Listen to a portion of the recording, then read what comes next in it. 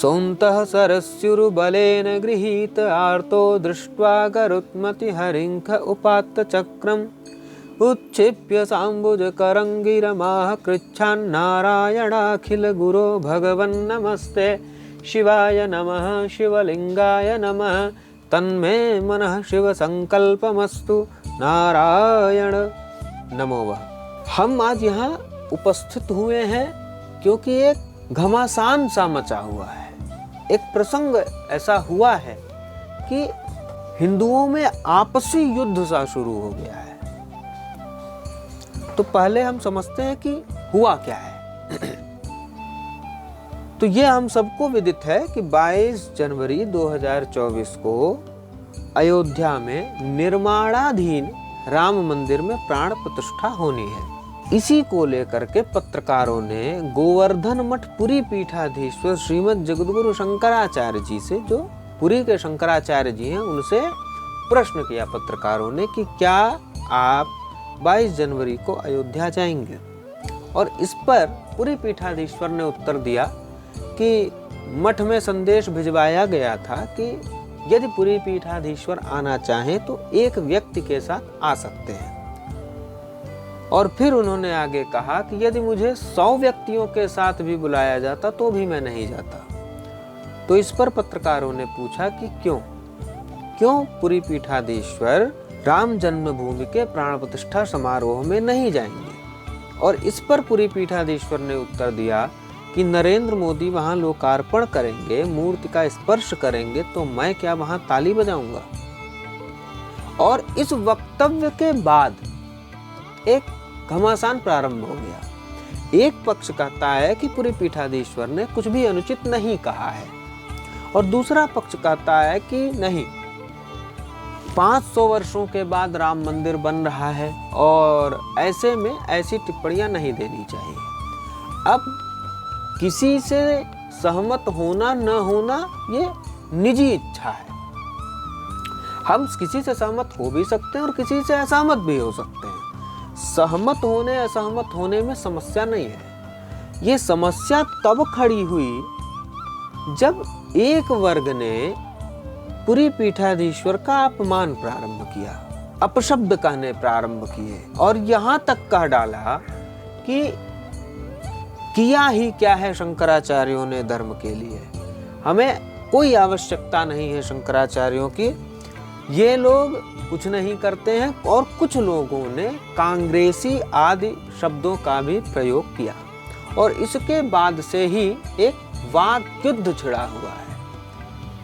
वाक युद्ध कहते हैं जिसमें वाणी से युद्ध हो, हाथ पैर का युद्ध नहीं है, शस्त्रों का युद्ध नहीं है, वाणी से जिसमें युद्ध हो।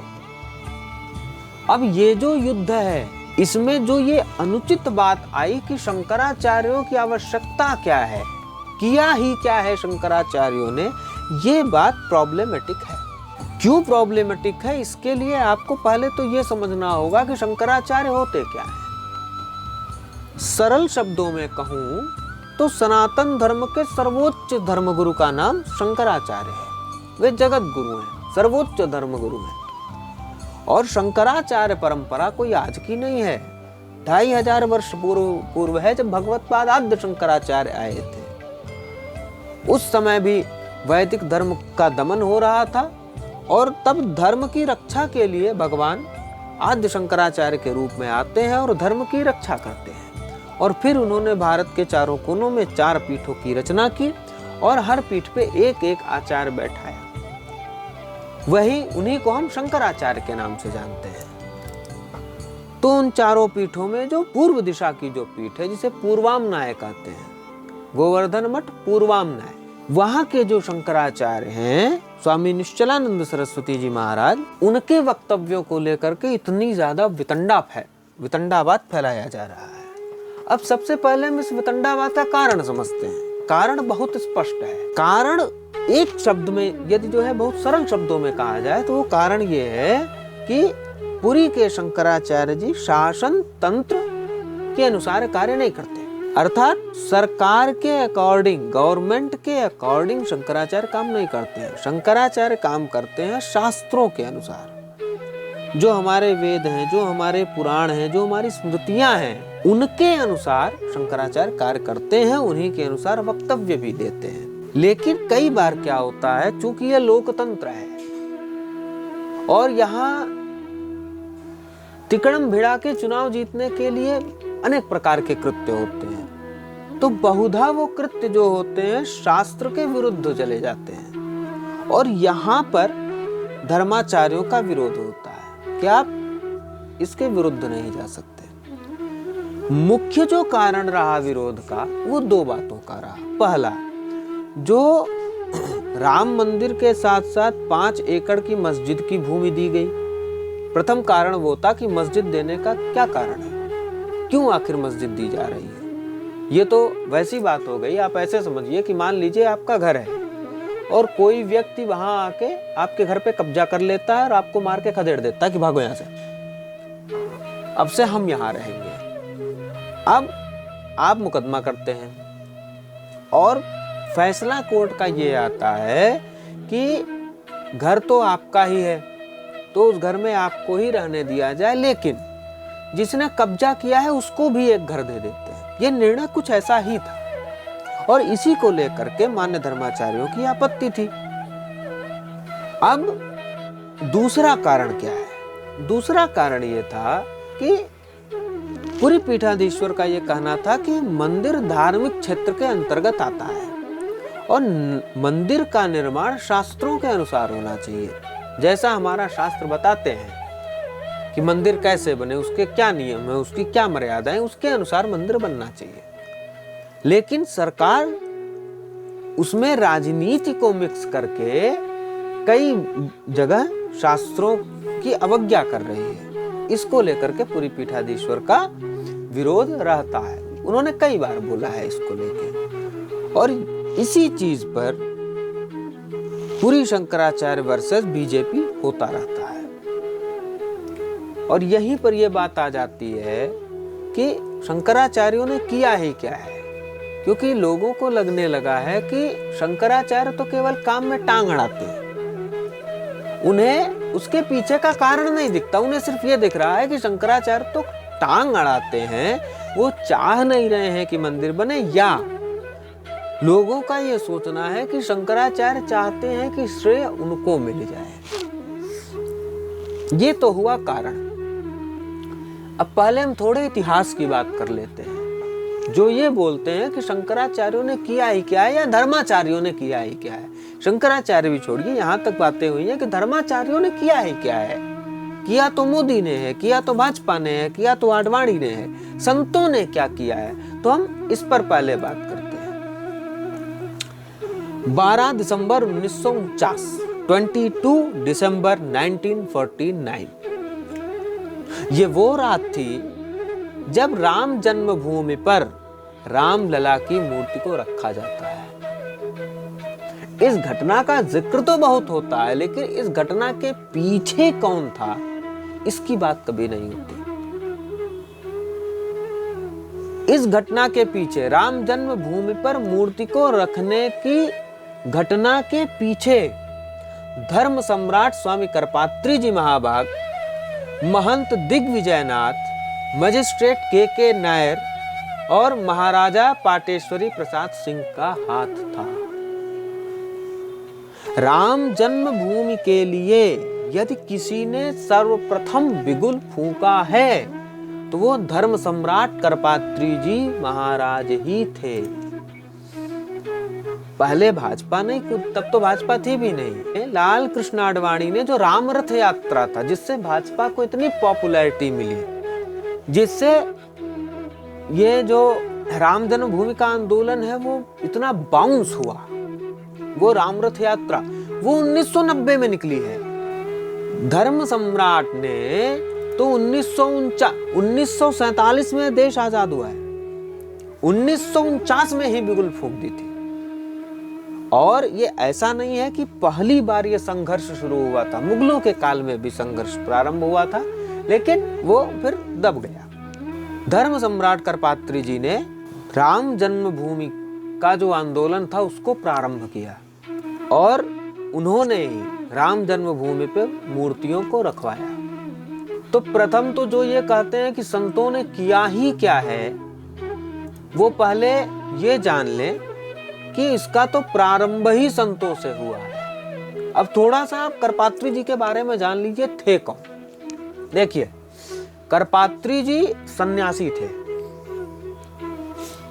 और सन्यासी होने के साथ साथ वो राजनेता भी थे, इसीलिए उन्हें सन्यासी राजनेता कहा जाता है। उनका पूर्वाश्रम का नाम हर नारायण ओझा था और उन्हें धर्म सम्राट की संज्ञा मिली थी। वो धर्म के इतने मर्मज्ञ थे कि उन्हें धर्म सम्राट कहा जाता था। और उनका त्याग देखिए आप, उनकी अंजुली होती है ना, उसमें जितना भोजन समाता था वे उतना ही भोजन करते थे। थाली में भोजन नहीं करते थे, अंजुलि में ही भोजन करते थे। तो कर को ही पात्र बनाने के कारण उनका नाम करपात्री हो गया। देखिए, संत भी कई प्रकार के होते हैं। कुछ संत होते हैं जो एकांत में रह के साधना करते हैं, करपात्री जी उनमें से नहीं थे। करपात्री जी वो थे जो सनातन धर्म की रक्षा के लिए सदैव तत्पर रहते थे और इसीलिए धर्म सम्राट ने ही गौरक्षा आंदोलन छेड़ा, संसद का घेराव किया, गोलियां भी खाई। सब करपात्री जी ने सब कुछ किया है, गोली भी खाई है, लाठियां भी खाई हैं। तो जो ये बोलते हैं कि संतों ने किया ही क्या है, उन्हें पहले तो इतिहास पढ़ लेना चाहिए। क्योंकि मैं ये जानता हूं कि ये जितने लोग आकर के कीबोर्ड वॉरियर बन के बोल जाते हैं, इन्हें वास्तव में कुछ नहीं पता है। ये 2014 के बाद के पैदा हुए हिंदू हैं, उसके पहले ये भी सेकुलर थे। 2014 में अचानक से इनकी आत्मा जगती है कि ओह, हम तो हिंदू हैं, चलो फेसबुक पे ट्विटर पे हिंदुत्व लहराते हैं। इनका हिंदुत्व इंटरनेट पे है। समस्या इस बात की, इन्हें कुछ नहीं पता है, ये सीधे बोल देते। इनको लगता है कि भाजपा ही सब कुछ है। हम ये नहीं कहते कि भाजपा ने कुछ किया नहीं है, निश्चित तौर पे किया है। राम रथ यात्रा का भी अपना प्रभाव रहा है, हम उसको मना नहीं करते, लेकिन ये कह देना कि भाजपा ही सब कुछ है, ये अनुचित हो जाएगा। जब भारत के प्रधानमंत्री कांग्रेस के नरसिम्हा राव जी थे, तब समझिए क्या हुआ था। नरसिम्हा राव जी की ये भावना थी कि राम जन्मभूमि पर आधे में मंदिर बन जाए, आधे में मस्जिद बन जाए। इसी बात पे पुरी पीठाधीश्वर का विरोध था कि वो भूमि रामलला की है, वहां भगवान राम का मंदिर ही बनना चाहिए। उसके बाद बहुत प्रयत्न किया गया कि पुरी पीठाधीश्वर इस बात के लिए मान जाए कि मंदिर मस्जिद दोनों बन जाए, लेकिन पुरी पीठाधीश्वर नहीं माने। अनेक प्रकार का प्रयत्न किया गया शासन तंत्र के द्वारा, डराने का, धमकाने का, मार देंगे आदि आदि बहुत चीजें हुई हैं, लेकिन पुरी पीठाधीश्वर ने नहीं माना। जिनको आज हम ये बोल रहे हैं कि उन्होंने किया ही क्या है, वो शासन तंत्र से भिड़ गए कि नहीं होगा और अंततः मंदिर मस्जिद दोनों को नहीं बनने दिया गया। अटल बिहारी वाजपेयी आते हैं, वो भी यही प्रयत्न करते हैं कि मंदिर मस्जिद दोनों बन जाए। पुरी पीठाधीश्वर पुनः मना करते हैं। यदि शंकराचार्य बीच में न पड़े होते तो आज वहां मंदिर मस्जिद दोनों बन चुकी होती। आज जो 70 एकड़ का भूभाग हिंदुओं को मिला है, वो शंकराचार्य के कारण ही मिला है। पूजन का अधिकार मिला, वो करपात्री जी के कारण मिला है। करपात्री जी की यदि योजना ना होती वहां मूर्ति रखने की, तो पूजन का अधिकार कभी नहीं मिलता। 1985 में द्वारका के शंकराचार्य स्वामी स्वरूपानंद सरस्वती जी ने राजीव गांधी को राम मंदिर का ताला खुलवाने के लिए कहा। ये का ताला खुलवाने के भी पृष्ठभूमि में शंकराचार्य ही हैं। हम किस भ्रम में जी रहे हैं कि शंकराचार्यों ने कुछ नहीं किया है। समस्या ये है कि हमने देखा ही केवल राजनेताओं को है, बैकग्राउंड की वर्किंग को हमने कभी समझना ही नहीं चाहा। इसलिए हमको ये कहने से बचना चाहिए कि इसलिए हमको ये कहने से बचना चाहिए कि शंकराचार्य ने क्या किया है। आज जो हिंदू हैं वो बड़े जोर शोर से नारा लगाते हैं, जय श्री राम, हर हर महादेव। ये जो नारा है, ये नारा भी पूज्य शंकराचार्य जी का ही सुझाया हुआ है कि इस नारे का उद्घोष करो राम मंदिर के लिए, जय श्री राम, हर हर महादेव। आप पीछे का बैकग्राउंड क्यों नहीं समझ रहे हैं? आप पीछे का बैकग्राउंड खंगालिए राम मंदिर का इतिहास। पीछे सब संत ही संत मिलेंगे और कोई नहीं मिलेगा। राजनेता तो बस केवल सामने थे, पतला सा कवर है राजनेताओं का, पृष्ठभूमि में संत ही हैं। 30 अक्टूबर 1990 की रात, ये वो रात थी जब पुलिस की गोलियों से छलनी किए हुए कार सेवकों के शव जो है गली गली में पड़े हुए थे। और उस समय जो स्वामी वामदेव जी महाराज थे, स्वामी वामदेव जी करपात्री जी के शिष्य थे और इन्होंने ही नेतृत्व किया था। तो शिष्यों ने देखा कि वामदेव जी अपने आश्रम में नहीं है, तो उनको चिंता हुई कहीं ऐसा तो नहीं कि प्रशासन ने कुछ कर दिया।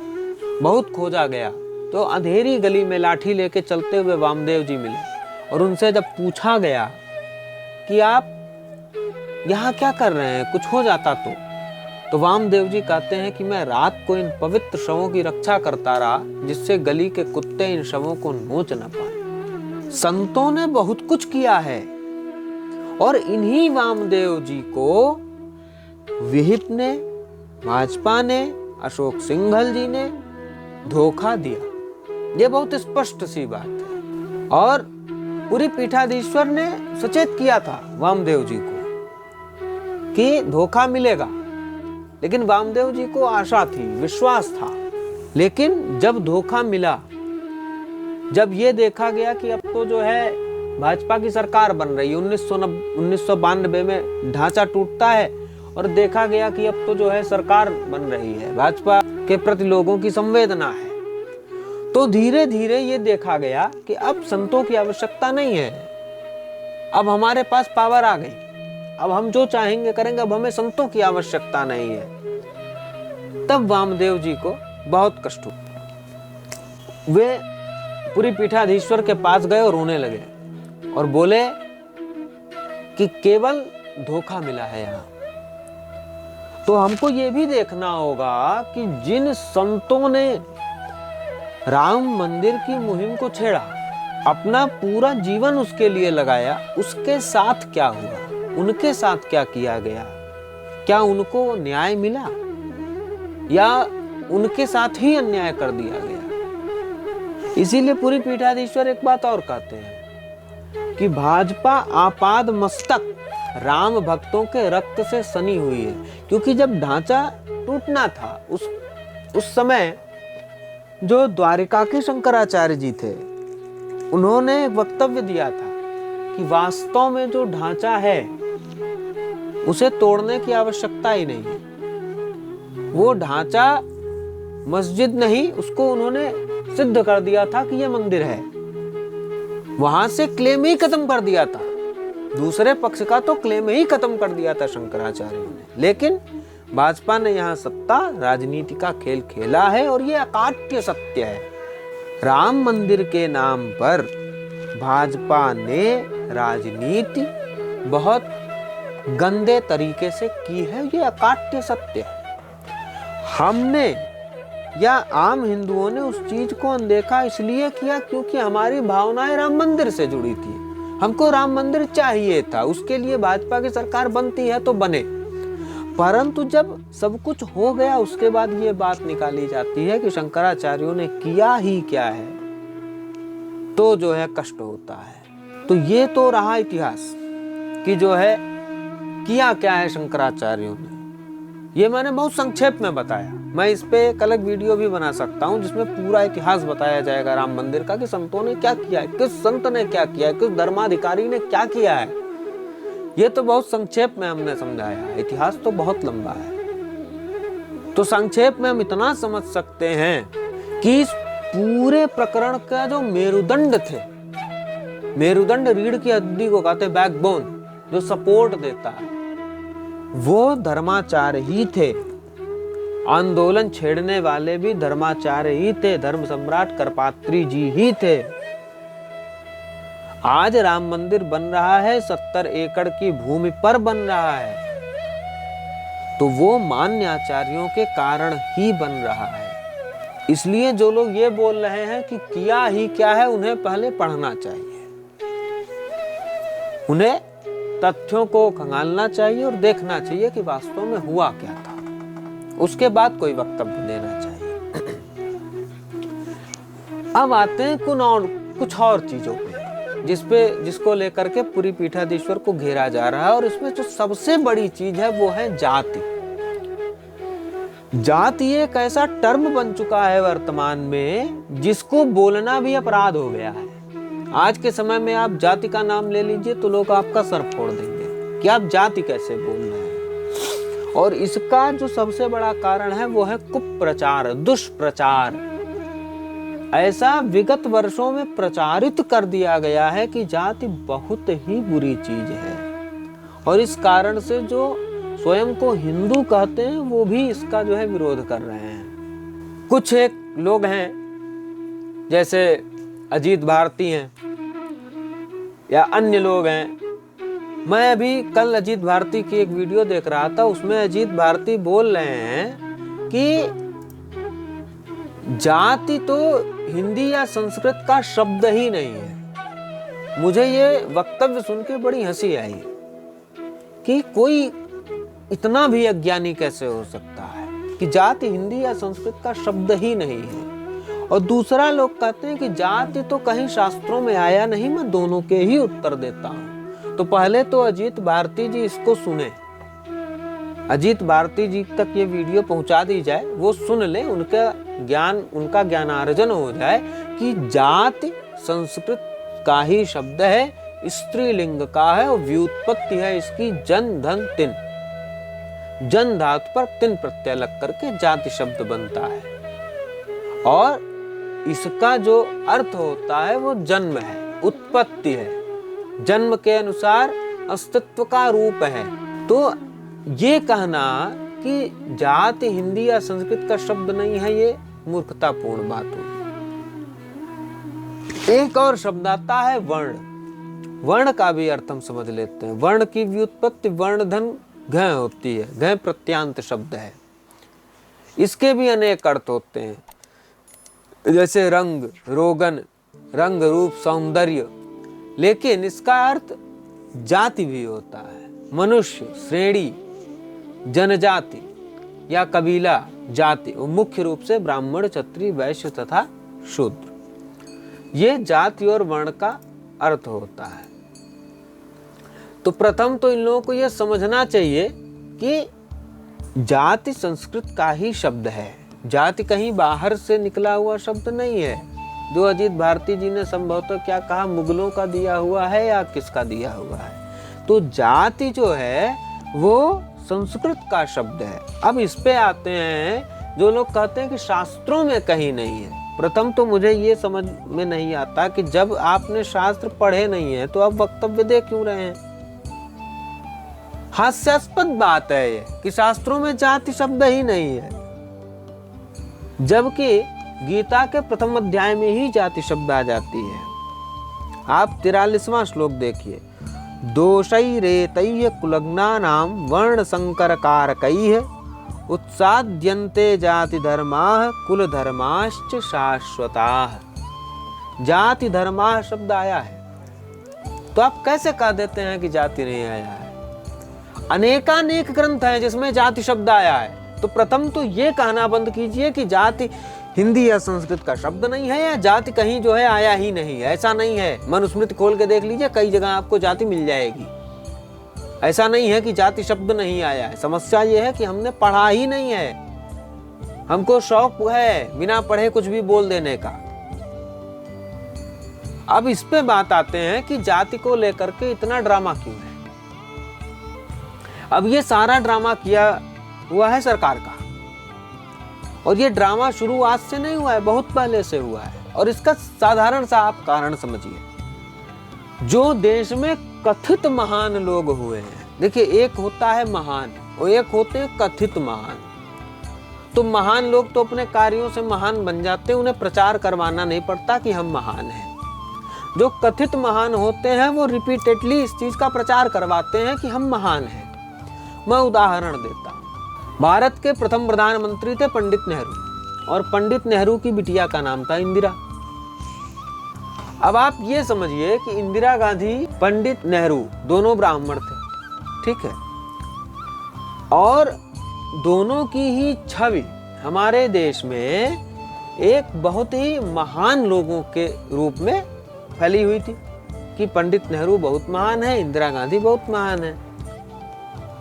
अब जब महान है तो एक बात आप स्पष्ट रूप से समझ लीजिए कि उन्होंने यदि कुछ गलती भी की तो या तो हम ये माने कि उन्होंने ये गलत काम किया, लेकिन जब गलती मानने की क्षमता नहीं होती है तो क्या किया जाता है? ये प्रचारित करवा दो कि नहीं, हम सही हैं, तुम सब लोग गलत हो, हम सही हैं, हमको सही चीज पता है, तुम लोग गलत हो। तो इंदिरा गांधी का विवाह होता है फिरोज गांधी के साथ। फिरोज गांधी ब्राह्मण छोड़िए हिंदू भी नहीं थे, और ये नाम से ही स्पष्ट है, ठीक है। अब पंडित नेहरू की बिटिया का विवाह होता है फिरोज गांधी से, इंटरफेथ मैरिज। अब अगर ये कहें कि इंटरफेथ मैरिज गलत है तो पंडित नेहरू गलत हो जाएंगे, और ये कैसे पंडित नेहरू को बर्दाश्त हो कि पंडित नेहरू गलत हैं, या और भी कई नेता महान लोग। तो क्या प्रचारित किया जाने लगा कि जाति बहुत बुरी चीज है, जाति तो सताने के लिए बनी है, और एक दूसरी जाति में विवाह किया जाना चाहिए, इससे समाज बड़ा अच्छा हो जाता है। तो इस प्रकार की चीजें प्रचारित की जाने लगी। इसके पूर्व में भी हुई, ये कोई ऐसा नहीं है कि पंडित नेहरू से ही प्रारंभ हुआ, प्रारंभ इसके पहले से हुआ। मैं एक उदाहरण दे रहा हूं कि नैरेटिव बनाया कैसे गया जाति के विरुद्ध। अपनी गलती को छिपाने के लिए समाज को ही गलत बोल दो, कहो कि भैया हम तो सही थे, तुम गलत हो। और इस नैरेटिव को यहीं तक नहीं रखा गया, स्कूलों में पढ़ाया गया, प्रचार माध्यमों के द्वारा प्रचारित किया गया। अब वो चाहे अखबार हो, चाहे टीवी हो, चाहे सिनेमा हो, चाहे पत्रिका हो, चाहे जो, हर मार्ग से ये प्रचारित किया गया कि जाति बहुत बुरी चीज है। जाति के कारण, अच्छा, जाति के कारण हिंदू बटा हुआ है, जाति के कारण जो है धर्मांतरण हो जाता है, जाति के कारण ये होता है, जाति के कारण ये वो होता है। ये ठीक वैसा ही तर्क है जैसे फेमिनिस्टों का तर्क होता है कि संसार में कुछ भी हो जाए उसका कारण तो पितृसत्ता ही है। देवी जी की बिटिया का अगर पेट खराब हो जाए तो उसका कारण भी पितृसत्ता है।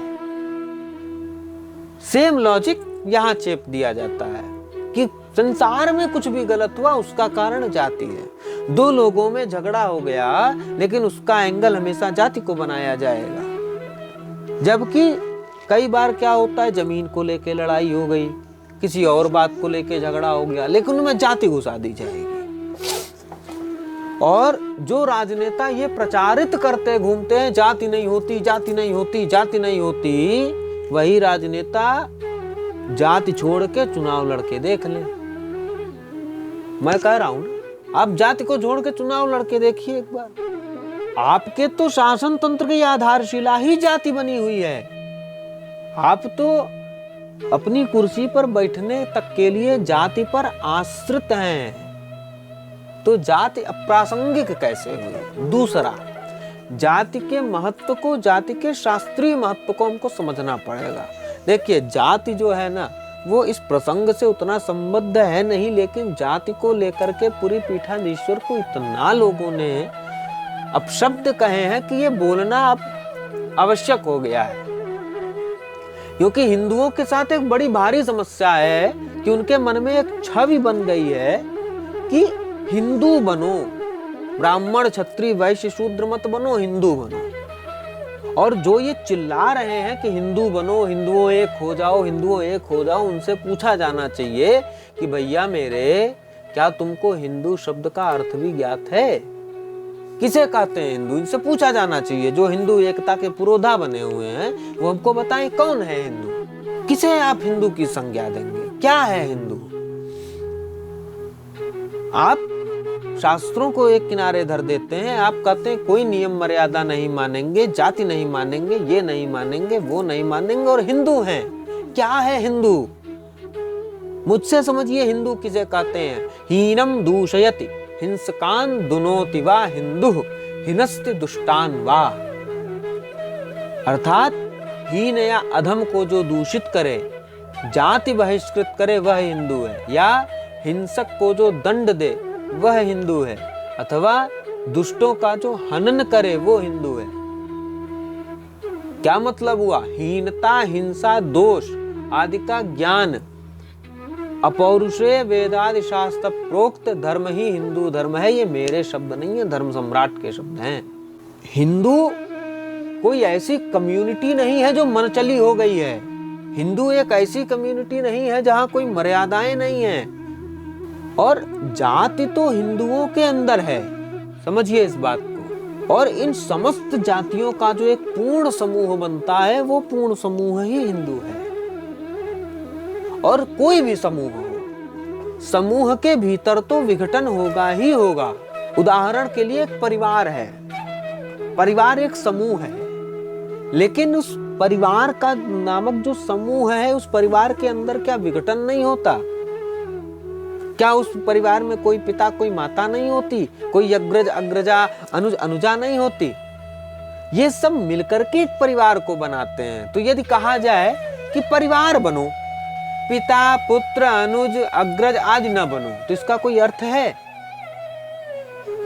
परिवार को बनाना है तो पिता पुत्र अनुज पत्नी पति आदि तो बनना ही पड़ेगा, बिना उसके आप कैसे बनाओगे? इसी प्रकार यदि हिंदुओं का समूह बनाना है तो जातियां तो आवश्यक ही हैं। दूसरा आप ऐसे समझिए, आप कहते हैं कि जाति के कारण धर्म परिवर्तन होता है। कैसे?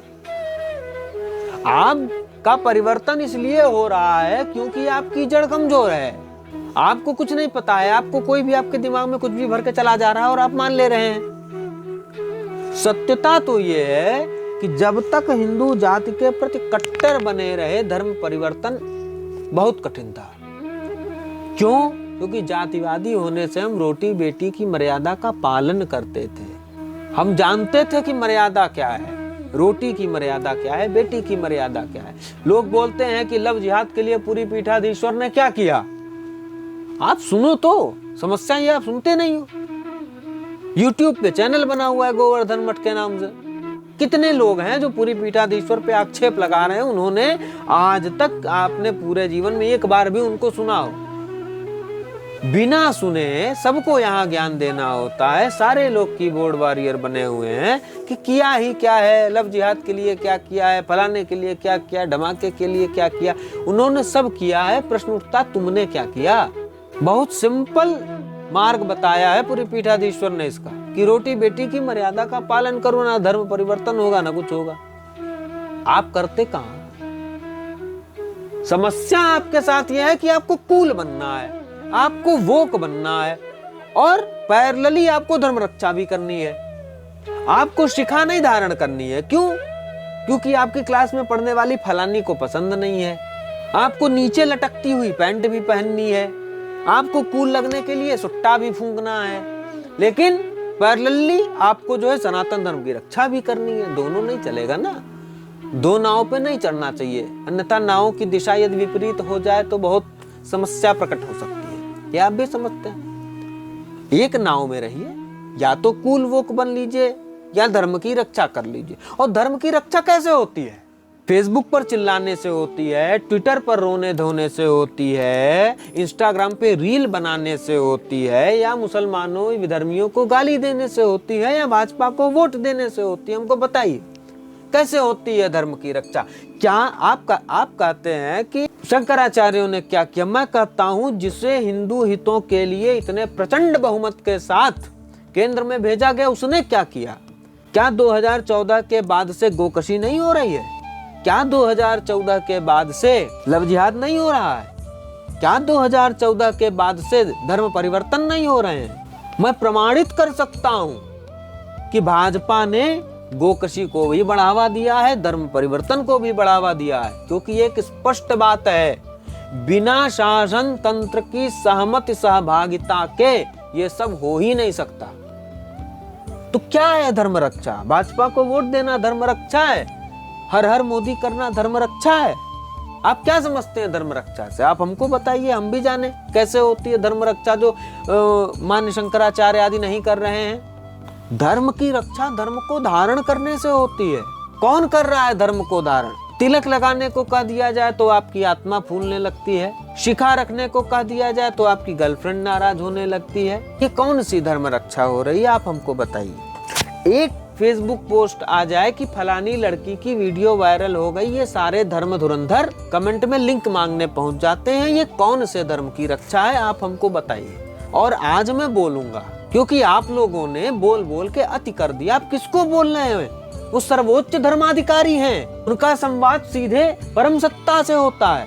क्या समझ रखा है आपने? तो आप हमको बताइए, आप कौन से धर्म की रक्षा कर रहे हैं? आप धर्म रक्षा के लिए भी पिछला एक काफी समय हो गया एक कांड बड़ा प्रचलित हुआ था कि कहीं पे कुछ ऐसे ही धर्म धुरंधर लोगों ने ये वक्तव्य दिया कि मुसलमान लड़की के साथ विवाह करने या संसर्ग करने से राम मंदिर बनाने की या ऐसे करके उसका पुण्य मिलता है। ये कौन सा धर्म है? आप हमको बताइए। 4 वेद, 6 शास्त्र, 18 पुराण, 18 उपपुराण, कार्य दर्शन ले लीजिए, आप संहिताएं ले लीजिए, आप स्मृतियां ले लीजिए, कहाँ लिखा है ये कि मुसलमान लड़की के साथ विवाह अथवा संसर्ग करने से फला पुण्य प्राप्त होता है? आप हमको बताइए।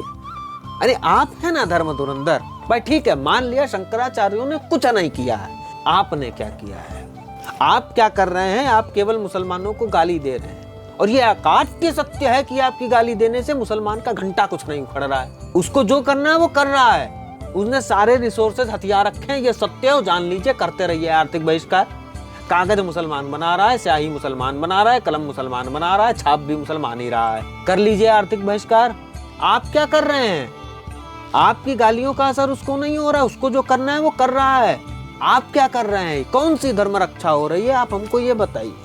आप हमको बताइए, राम की ये कौन सी मर्यादा है जिसमें विधर्मी महिलाओं के साथ विवाह या संसर्ग करने पे पुण्य मिल रहा है? आप ही लोग हैं ना धर्म धुरंधर। आप ही धर्म धुरंधर लोग बुल्ली बाई सुल्ली डील पता नहीं क्या क्या ड्रामेबाजी करते रहते हैं। ये कौन से धर्म की रक्षा हो रही है? आप हमको बताइए, हमको जानना है, हम बहुत इंटरेस्टेड हैं ये धर्म जानने में। ये कौन सा हिंदू धर्म है भाई कि जिस धर्म में आप एक और जो है नारा लगाते हैं कि हमारे यहाँ नारियों का बड़ा जो है सम्मान है, ये नारीस्तु पूज्यन्ते रमन्ते तत्र देवताओं, दूसरी तरफ आप कहते हैं मुसलमानों की लड़कियों के साथ ये वो फलाना ढमका। ये कौन सा धर्म है? शिखा आपसे नहीं रखी जाती है, अकाट्य सत्य है। और मैं शास्त्रों से ही सिद्ध कर सकता हूँ कि शिखा विहीन होने के नाते मोदी को छोड़िए, आप स्वयं देवालय में जाने लायक नहीं है। ये जितने लोग स्वयं को धर्म धुरंधर करके धर्म रक्षा का ठेका लिए घूम रहे हैं, इनमें से 90% मात्र धर्माभास में जी रहे हैं। इन्हें लगता है कि ये धार्मिक हैं, ये धर्माभास में जी रहे हैं। धार्मिक नहीं है आप धर्माभास में जी रहे हैं।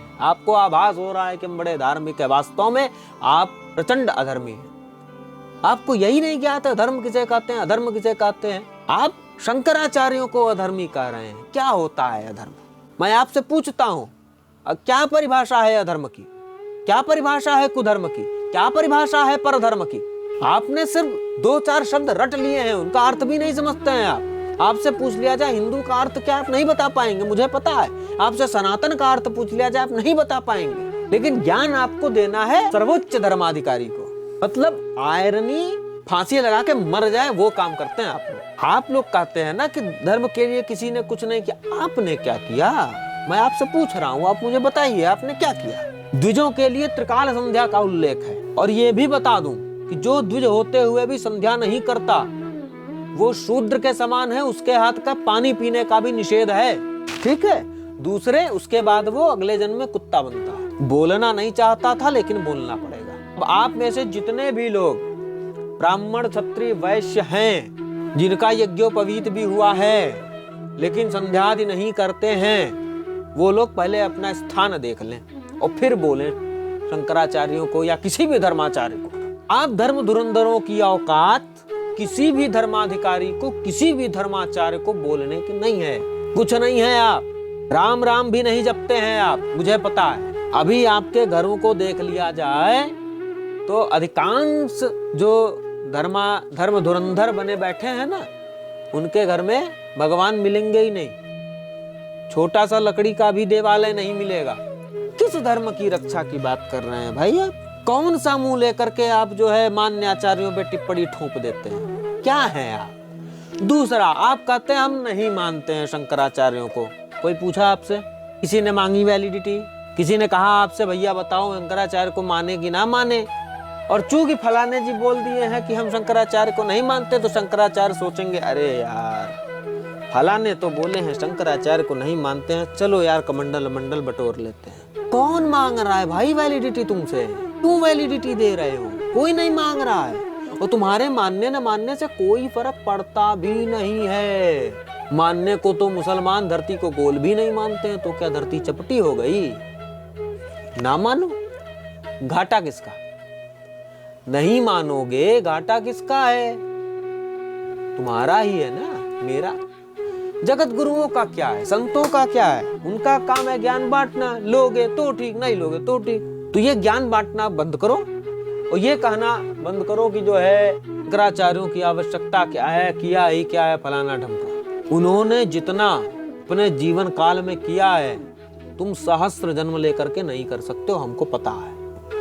और उन सहस्त्र मनुष्य जन्मों की बात कर रहा हूं, और मुझे पता है कि जन्म के बाद तुमको मनुष्य जन्म इतनी श्रेष्ठ जल्दी तो नहीं मिलने वाला। दूसरी बात, धर्म धुरंधर लोग जो धर्म रक्षा का झंडा लेके घूम रहे हैं, उन्हें सबसे पहली चिढ़ ही धर्म शब्द से। छाती चौड़ी करके गाते घूमेंगे कि Hinduism is a way of life. कौन बोला तुमको भाई? धर्म शब्द से चिढ़ है। वे ऑफ लाइफ क्या होता? नहीं, हमको एक्सप्लेन कीजिए आप, वे ऑफ लाइफ क्या होता? धर्म शब्द से चिढ़ है आपको, आप जो है धर्म का झंडा बुलंद किए घूम रहे हैं। शास्त्रों से आपको घोर नफरत है। आप राम की बात करते हैं। आप हमको बताइए, राम का पूरा जीवन चरित्र उठा के देख लीजिए, कहाँ राम ने कहा है कि हम जाति नहीं मानते? सीरियल की बात नहीं कर रहा हूँ, शास्त्र में दिखाइए राम ने कहाँ कहा। आप 2 मिनट में तुलसीदास जी का उदाहरण लेके चले जाएंगे, लेकिन उन्हीं तुलसीदास जी ने जब रामचरितमानस में लिखा पूजो विप्र सकल गुण हीना शूद्र गुणगन ज्ञान प्रवीणा, तो फिर आप तुलसीदास जी को गरियाने लगते हैं। मतलब आपने अपना एक नैरेटिव बना रखा है कि बस जो मैं सोच रहा हूँ यही धर्म है, यही शाश्वत सत्य है, और जो इसके अगेंस्ट गया मैं उसको गाली दे दूंगा। आपने स्वयं को सर्वज्ञ समझ रखा है, पूर्ण समझ रखा है। हमने सब पढ़ लिया, हमने सारा जो है वेद कंठस्थ कर लिए, हमने सारे जो है दर्शन समझ लिए, हमने सारे उपनिषद घोल के पी लिए, और हमको सब आता है, हम ही पूर्ण है, हम ही सत्य है, हम ही परब्रह्म परमात्मा भी है। जो हमारे विरुद्ध जाएगा हम तो उसको गाली दे देंगे भाई। सत्यता ये है कि हनुमान चालीसा के जो प्रथम चौपाई है ना, जय हनुमान ज्ञान गुण सागर, जय कपीस तिहु लोक उजागर, इसका आधा भाग जय हनुमान ज्ञान गुण सागर का भी व्याख्या करने को कह दूं ना, 10 लाख जन्म लेने पड़ेंगे आपको। तो आप सर्वोच्च धर्माधिकारी को ज्ञान मत दीजिए, आप नहीं है उस लायक। क्योंकि जो शंकराचार्य होते हैं नारायण के बाद वही हैं। स्वयं देवराज इंद्र भी उतर आए तो शंकराचार्य को ही प्रणाम करेंगे। किसको आप समझा रहे हैं, किसको अपशब्द बोल रहे हैं? दूसरी बात, कहा गया है शंकरो साक्षात शंकरः, शंकराचार्य साक्षात शिव हैं। शंकराचार्य का अपमान करने वाले हे दुर्बुद्धियों, तुम साक्षात शिव का अपमान कर रहे हो, और शिव का अपमान राम को अभीष्ट नहीं है। तो प्रथम तो स्वयं को रामद्रोही कहना प्रारंभ करो। राम भक्त नहीं हो, धर्म को नहीं मानते हो तुम। मैं स्पष्ट बोलता हूँ, तुम में और म्लेच्छों में केवल इतना अंतर है कि उनका खतना हुआ है, तुम्हारा नहीं हुआ है। ये जो धर्म धुरंधर बने घूम रहे हैं, जो शास्त्रों को गालियां देंगे, जो ऋषियों को गालियां देंगे, जो मान्याचार्यों को गालियां देंगे, वे सब के सब वास्तव में मानसिक वैचारिक म्लेच्छ ही हैं। कोई अंतर नहीं है, सिर्फ शारीरिक अंतर है कि एक का खतना हुआ है, इनका नहीं हुआ है। केवल खतने का अंतर बचा है, अन्यथा इन्होंने पूर्ण रूप से म्लेच्छ धर्म को ही शिरोधार्य कर लिया है। इसीलिए इन्हें शास्त्रों से आपत्ति है, इन्हें धर्माचार्यों से आपत्ति है। प्रथम तो स्वयं को तुम धर्म रक्षक कहना भाई बंद कर दो, क्योंकि धर्म रक्षा के लिए सबसे पहले धर्म को धारण करना पड़ता है। तुमसे तो शिखा नहीं रखी जाती, क्या खाक धर्म रक्षा करोगे? तुमसे चंदन का एक टीका नहीं लगता, तुमसे जो है स्त्री मोह नहीं छूटता, 4 लड़की दिखी नहीं जीव निकाल के लार चुआते पीछे घूमोगे, कमेंट में जो है बैठ के लिंक मांगते घूमोगे, तो तुम तो सबसे पहले धर्म रक्षा की बात करना छोड़ दो, तुम्हारे बस की ना है। और यदि आत्म कल्याण चाहते हो तो सबसे पहले जाकर के ईश्वर के समक्ष नतमस्तक होके हृदय से अपने अपराध के लिए क्षमा मांगो, क्योंकि ये तुमने किसी संत का अपराध नहीं किया है, ये तुमने भगवान का अपराध किया है। शंकराचार्य कोई मामूली बाबा नहीं है, सड़क पर घूमते हुए सर्वोच्च धर्माधिकारी हैं, चुनाव से नहीं बनते हैं। तो ये अपराध सर्वप्रथम बंद करो। दूसरा, यदि आत्म कल्याण चाहते हो तो भगवान नाम का आलंबन लो। एक तो इन धर्म धुरंधरों को अगर ये बोल दो कि भगवान का भजन करो तो इनको अलग भूत लग जाता है कि मन साफ होना चाहिए, शिखा रखने से क्या होगा, तलवार निकालो, युद्ध लड़ो, इनको मार दो, उनको मार दो। शास्त्र बल, साधना का बल ही हमारी रक्षा कर सकता है, अन्यथा जो शस्त्र के बल पे उतान थे ना, चले गए। शस्त्र और बाहुबल तो दुर्योधन के पास भी था, क्यों नहीं जीत लिया समर? धर्म का बल नहीं था। तो धर्म रक्षा करनी है तो धर्म को धारण किया जाना चाहिए, धर्म का बल अर्जित किया जाना चाहिए, ड्रामे नहीं करने चाहिए। और धर्माभास में जीते हुए धर्म का नाम लेके धर्म की आड़ में अधर्म, ये ड्रामेबाजी से काम नहीं चलेगा। तो इसलिए जो ये समस्त धर्म धुरंधर हैं, जिन्होंने ये समझ रखा है कि धर्म रक्षा का भार हमारे कंधे पे आ गया है, हम नहीं होंगे तो धर्म रक्षा नहीं होगी, शंकराचार्य फालतू होते हैं, धर्माचार्य फालतू होते हैं, इन्होंने तो कभी कुछ किया ही नहीं, सब कुछ किया मोदी जी ने। तो सुनो बेटा, ऐसा है